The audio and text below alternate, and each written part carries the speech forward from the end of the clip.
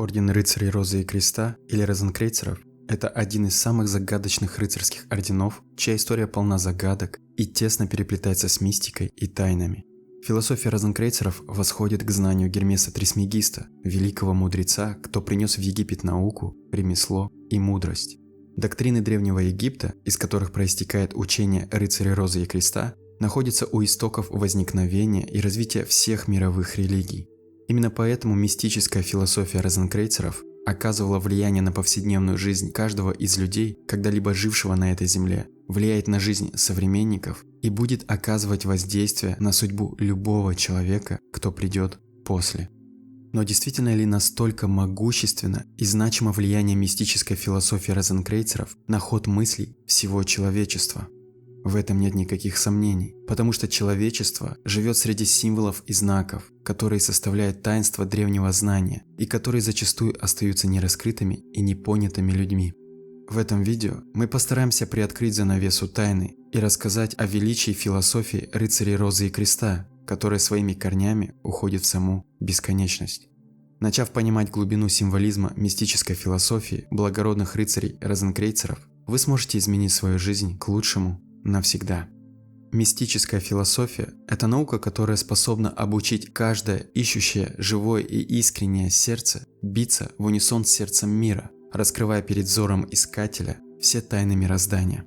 Будучи мистическими философами, рыцари Ордена Розы и Креста оставили нам в наследство следы, подсказки и руководство к действию, которыми древнее знание говорит с человеком и направляет его на путь познания. Вы могли об этом не знать, но вы каждый день соприкасаетесь с тайнами великого учения розенкрейцеров, когда посещаете храмы, проходите обследование у доктора, читаете сказки своим детям, играете в карты и даже когда пользуетесь лопатой и копаете землю. Сперва мы поговорим об ордене розенкрейцеров и его мистической философии. Затем расскажем, какое она имеет отношение к Великой пирамиде Хеопса. Закончим же мы повествование примерами присутствия мистической философии в вещах и символах из жизни обычного человека. Братство Розы и Креста. История возникновения одного из самых мистических и таинственных орденов, которым является Орден розенкрейцеров, полна недосказанности и открытых вопросов. По одной из общепринятых версий, Братство Розы и Креста было основано в 1400 году неким немцем по имени Христиан Розенкрейц. Личностью настолько же загадочной и мистической, насколько загадочным и мистическим был сам Орден Розы и Креста. Известно, что Христиан Розенкрейц происхождением был из знатного рода и 5-летним ребенком попал в монастырь, который оставил в более зрелом возрасте по причине неудовлетворения уровнем образования, а затем присоединился к одному из святых орденов, который отправлялся в Святую Землю. Вскоре Христиан Розенкрейц посещает загадочный город Дамаск, где обучается секретам арабских адептов древней мудрости. Вернувшись в Европу с ценными реликвиями и книгами, содержащими древнее мистическое знание алхимиков и каббалистов, Христиан Розенкрейц основывает Братство Розы и Креста. Мы не будем более подробно погружаться в историю возникновения Братства розенкрейцеров, а лучше остановимся на мистической философской доктрине, которая была сердцем и учением Ордена рыцарей Розы и Креста, и постараемся раскрыть значение и влияние этой доктрины на жизнь обычного современного человека. Если соприкасаться с философией розенкрейцеров исключительно на интеллектуальном уровне, то представляется интересным тот факт, что Орден рыцарей Розы и Креста действовал всегда скрытно, чтобы не вызвать гнев монархии и избежать преследования церкви. Подобная тактика предоставляла пространство для социального маневрирования и спасения братьям Ордена, позволяя им трудиться на благо всего человечества. 3 главных постулата, которые проповедовали розенкрейцеры в своей деятельности, могут быть озвучены следующим образом. Устранение всех монархических форм управления и замена их правлением философски избранных. Демократическое устройство современных цивилизованных стран является продолжением идей социальных реформ, которые несли розенкрейцеры в общество, избавляя людей от тирании и деспотизма, монархии и церкви. При этом, согласно первому постулату братства, властью должны были обладать люди, которые являются примером интеллектуального и философского развития человеческого сознания. Другими словами, лучшие среди интеллектуалов, первые среди философов и мудрейшие среди управленцев. Реформация науки, философии и этики. Так как в своей работе братья Розы и Креста опирались на авторитет просвещения и образования, этим посланием рыцари Ордена заявляли, что материальная наука является отражением единой духовной науки о строении человека, как отражении мира. Лишь изучая природу искренне, усердно и с любовью, человек может прикоснуться к таинствам наук, вершине интеллектуального развития и ясновидению чувственного восприятия. Открытие универсального лечения или панацеи от всех болезней. На этом послании интеллектуальное восприятие философии Ордена Розы и Креста тесно переплетается с мистическим. Вот что по этому поводу в одном из своих трудов пишет философ-мистик, живший в 20 веке, Мэнли Палмер Холл. Розенкрейцеровское лекарство от всех болезней может быть интерпретировано или как химическая субстанция, которая производит физический эффект, или как духовное понимание, истинная целебная сила, приобщившись к которой человек открывает для себя истину. Невежество есть худшее из болезней, и то, что лечит невежество, есть, следовательно, наиболее мощное из всех лекарств. Совершенная розенкрейцеровская медицина была предназначена для лечения народов, рас и отдельных людей. Мудрость и знание, избавляющие от незнания и невежества, и есть универсальное лекарство братьев Розы и Креста. Одним из значительных манускриптов, оставленных рыцарями Розы и Креста, является труд под названием «Алхимическая свадьба» Христиана Розенкрейца, авторство которого приписывают самому создателю мистического ордена. Эта рукопись полна символизма и по одной из версий представляет собой полное описание алхимической свадьбы. Алхимическая свадьба в поверхностном смысле является описанием изготовления некоего философского камня, благодаря которому можно изготовить золото из любого неблагородного металла. В мистическом же смысле алхимическая свадьба является глубоким интимным процессом раскрытия духовного знания о собственном божественном происхождении в самом человеке. С помощью алхимической свадьбы мистик раскрывает в себе гармонию тройственности своей природы, состоящей из духа, души и тела. Так философ одухотворяет душу и тем самым приобретает мудрость и знание в своем сердце. Наполненное мудростью, чистотой и милосердием, сердце философа и является тем философским камнем, с помощью которого он или она извлекает истинное духовное золото из неблагородных элементов своей низшей животной сущности и собственного физического тела. Чтобы осознать сказанное, следует раскрыть один из ключевых элементов мистической философии рыцарей Розы и Креста. Розенкрейцеры считали, что видимое солнце, дарящее жизнь всем живым существам на Земле, является не настоящим солнцем, а излучает отраженный тепло и свет от духовного солнца, невидимого, неосененному мудростью и духовным знанием человеку. Таким образом, для розенкрейцеров существовало три солнца, отражающие тройственную природу человека. Духовное солнце братья Розы и Креста называли вулканом, душевное и интеллектуальное солнце назывались соответственно Христом и Люцифером. Физическое солнце было олицетворением силы Демиурга, физического мира и Еговы. Розенкрейцеры учили, что душевное солнце человека двойственно и представляет собой, с одной стороны, исключительно интеллектуальную часть, ложный свет, или Люцифер. Люцифер – это рациональный интеллект человека, не осененный духовным знанием. Люцифер искупается истинным светом души, который розенкрейцеры называли Христом. Христос – это раскрытые чувства человека или его чувственный интеллект, составляющий вторую познавательную силу, заложенную в человеке, наравне с рациональным интеллектом. Подобно Луне, которая светит отраженным светом Солнца, Люцифер светит отраженным светом, исходящим от Христоса. Другими словами, гармония интеллектуального развития человека проявляется только в том случае, когда в нем начинает раскрываться чувственный интеллект, а в его сердце, которое, согласно восточным философским воззрениям, является центром чувственного восприятия, оживает Христос. Процесс трансформации Люцифера и освещения его светом чувственного интеллекта Христоса составляет главную тайну мистической философии розенкрейцеров и является одним из ключевых мотивов алхимической свадьбы. Великая пирамида.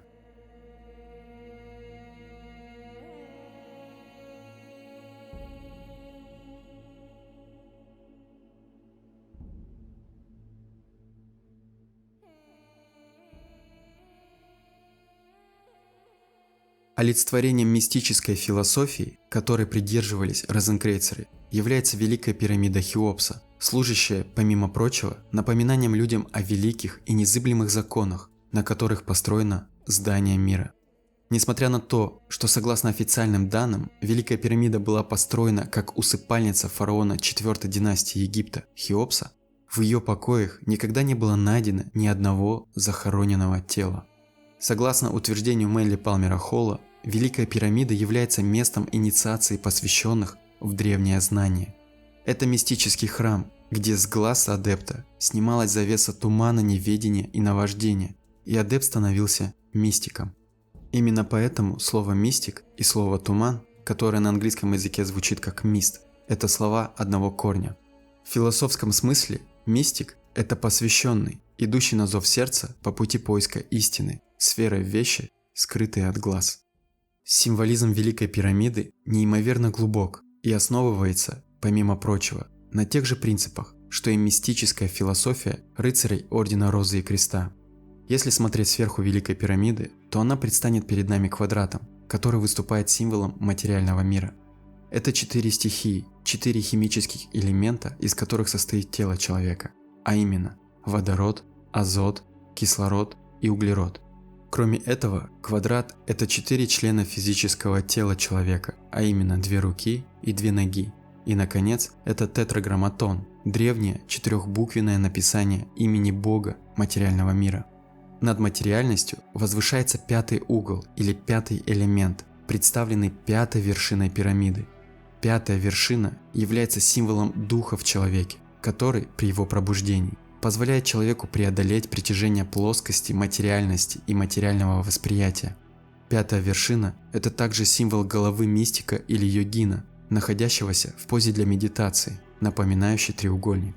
Именно в голове мистика и йогина обитает просвещенный разум, который управляет 4 членами физического тела. Вид сбоку Великой пирамиды представляет собой треугольник. Треугольник в мистериях розенкрейцеров, как наследников пифагорейской арифметики, означает пробужденное высшее начало в тройственной природе человека, где нижние 2 вершины, представляющие тело и душу, находятся в материальном мире и сотворены демиургом Иеговой, а 3-я вершина, олицетворяющая дух, изливает свет вечности на нижние вершины треугольника из божественных чертогов. В самой Великой пирамиде существует 3 отдела или камеры, которые сверху вниз называются соответственно камера царя, камера царицы и подземная камера. Эти 3 камеры соответствуют 3 главным центрам в человеке, а именно мозговому или интеллектуальному центру, сердечному или чувственному центру и репродуктивной системе человека соответственно. Подземная камера находится под квадратным основанием пирамиды в земле или в символическом смысле под квадратом материального мира и принадлежит Иегове. В центральной камере пирамиды, соответствующей сердцу человека, обитает Христос, который властвует его чувствами. Верхняя же камера является олицетворением головного мозга человека, в котором правит высшее начало человеческой природы или Отец всех вещей. В своих трудах Мэнли Палмер Холл замечает, что издали Великая пирамида выглядит как единое неделимое целое. Такая иллюзия растворяется при приближении к пирамиде, состоящей из множества монолитов, мастерски подогнанных друг к другу. Ровно так же жизнь мастера или успешного и счастливого человека с первого взгляда выглядит единым целым и однотипным монолитом. Но при приближении и глубоком изучении становится понятным, что жизнь мастера состоит из множества различных, разумных и благих дел, которыми он или она выстраивает свою упорядоченную и высоконравственную жизнь, олицетворением которой является величие пирамиды. Знали ли вы, что вершина Великой пирамиды и ее краеугольный камень отсутствует? Вместо него на вершине пирамиды Хеопса существует плоская площадка размером 9 метров в ширину и столько же в длину. Отсутствие краеугольного камня является символичным. Говорят, что мастера-архитекторы строили все великие сооружения незаконченными. Если учесть, что суть сакральной архитектуры заключена в создании подобия телу человека через гармонию форм в каждом мистическом сооружении, то незаконченность сакральных и мистических объектов олицетворяет необходимость пробуждения могущества духовного начала в человеке. Розенкрейцеры учили, что духовному могуществу человека однажды суждено пробудиться и стать тем великим архитектором, кто должен достроить храм человеческого тела, сделав его гармоничным, крепким и здоровым, и явиться краеугольным камнем, с водружением которого великое сооружение под названием «человеческая жизнь» приобретает свое истинное величие. Духовно пробужденный человек является олицетворением пирамиды и философским краеугольным камнем, которому суждено занять свое законное место на вершине великой пирамиды духовного знания и мудрости. Оттуда воскресший в духовном смысле человек призван излучать знание и мудрость на материальную плоскость основания великой пирамиды, являясь посредником между Богом и миром Иеговы. Именно это раскрытое одухотворенное состояние человеческого сознания братья Розы и Креста называли Христом. И именно этому учит мистическое христианство, утверждая, что Христос и Царствие Божие находятся внутри человека. Возвращаясь к пирамиде Хеопса, интересным представляется тот факт, что при развертке пирамиды на 4 стороны образуются 4 треугольника, составляющие ее грани. Общее количество ребер 4 образовавшихся треугольников равно 12, что соответствует количеству знаков зодиака и символизирует звездное небо, вращающееся вокруг полярной звезды в северном полушарии. Подобный символизм мы можем увидеть в церквях и храмах, где вокруг изображения Иисуса Христа рисуют 12 апостолов. Иисус Христос является олицетворением пробужденного духа в человеке или полярной звезды, а апостолы символизируют 12 знаков зодиака, собравшихся вокруг Учителя во время Тайной вечери. Глядя на полярную звезду, каждый человек может вспомнить, что его дух воплотился в материальный мир и отныне является участником круговорота, выраженное круговым движением звездного неба вокруг полярной звезды. Это знание отображено в символизме восточной мистической философии в виде колеса сансары, в круговорот которого человек попадает с каждым своим воплощением на земле под звездным небом. Мистические символы в обычной жизни человека. Символы мистической философии, которые оберегали рыцари Розы и Креста, встречаются в обычной повседневной жизни каждого человека и зачастую в вещах, крепко вошедших в человеческий быт. Это подсказки и напоминания, оставленные братьями Розенкрейцерами каждому человеку Земли, о том, что человеческая жизнь в первую очередь должна опираться на раскрытую духовную составляющую человеческой жизни, без которой ее материальная сторона для человека становится лабиринтом с Минотавром или адом, куда Аид утащил Персефону. Обыкновенное здание, которое примитивно изображается каждым ребенком в виде четырехугольного основания и водруженным сверху треугольником, как это было уже рассказано, является двумя проекциями Великой пирамиды. Это символ семеричного сознания человека, о котором говорят теософы. В символичном изображении дома с крышей над зданием материального мира, заключенного в форме квадрата, водружается в форме треугольника тройственный принцип божественной природы человека или нерастворяющегося бессмертного сознания человека после его кончины. Друзья, если вы хотите, чтобы мы более подробно разобрали семеричный принцип человека, о котором говорят теософы, напишите нам об этом в комментариях. Это еще одна великолепная тема для разбора и анализа. Символ алхимической свадьбы мудрецами был спрятан в детские сказки, которые каждый из нас читает своим детям. Спящая принцесса находится в башне посреди непреодолимого дремучего леса. Благородному принцу суждено пробудить принцессу и взять ее в жены. Спящая красавица является олицетворением человеческой души, попавшей в дебри леса материализма и пребывающей во сне забвения.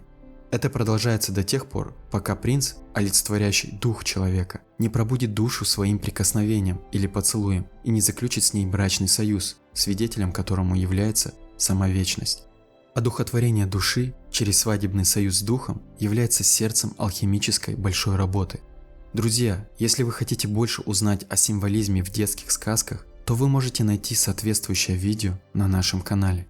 Лампада, которая встречается в легендах, из которой Аладдин искал в подземельях лампу с джинном, олицетворяет духовный огонь знания и мудрости, который зажигается в человеке с просвещением.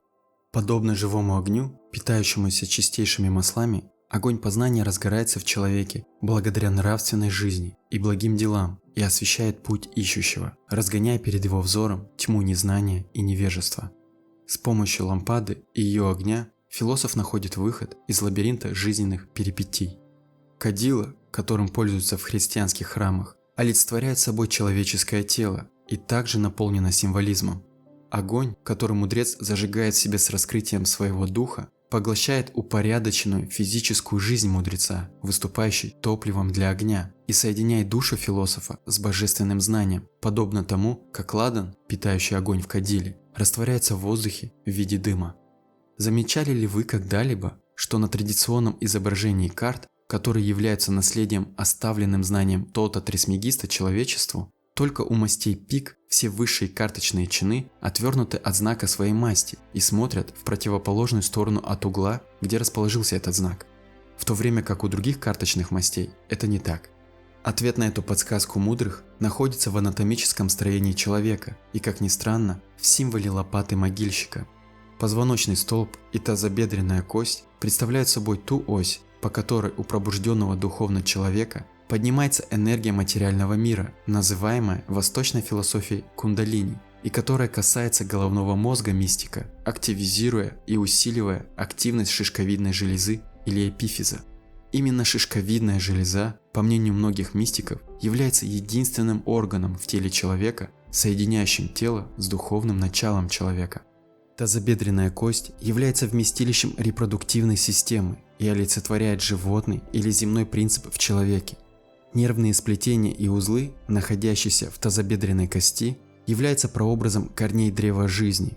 Питаясь жизненными соками, которые древо поднимает из земли, ветви древа распускаются вечно зеленой кроной, что символизирует бессмертную природу человека и связь с божественным. Лопата могильщика, наконечник которой напоминает тазобедренную кость человека, своим длинным черенком также символизирует позвоночный столб человека. Символично лопаты, ищущий мистик должен раскопать свое духовное начало, которое находится под завалами материализма с его проблемами и страстями. В противном случае этой же лопатой человек роет себе могилу, так и не докопавшись до истины своего существования. В видео мы постарались прикоснуться к мистической философии и попытались приоткрыть тайну ее символизма через историю загадочного и мистического ордена розенкрейцеров. Символизм мистической философии пронизывает жизнь каждого человека. Зачем исследовать символизм и философию? Суфии говорят, что только чистые глаза видят чистоту. Западные мистики же всегда учили, что только бессмертный дух способен пробудить человека к настоящей жизни и поднять его или ее над жизнью на плоскости материализма. Общество, лишенное людей с оживленными мистической философией сердцами, никогда не поднимется выше плоскости материализма и обречено строить здания своего быта в плоском мире. Если современное образование направлено на подготовку к социальной жизни, наделяя навыками выживания, то мистическая философия учит нас жить в соответствии с законами, которые древнее и сильнее любой финансовой структуры и которые пронизывают все мироздание. Если религия нам обещает рай после смерти, то мистическая философия розенкрейцеров и других посвященных учит строить рай на этой прекрасной земле при жизни, благодаря высшему знанию о своей духовной природе, культивированию высокой нравственности и благим делам.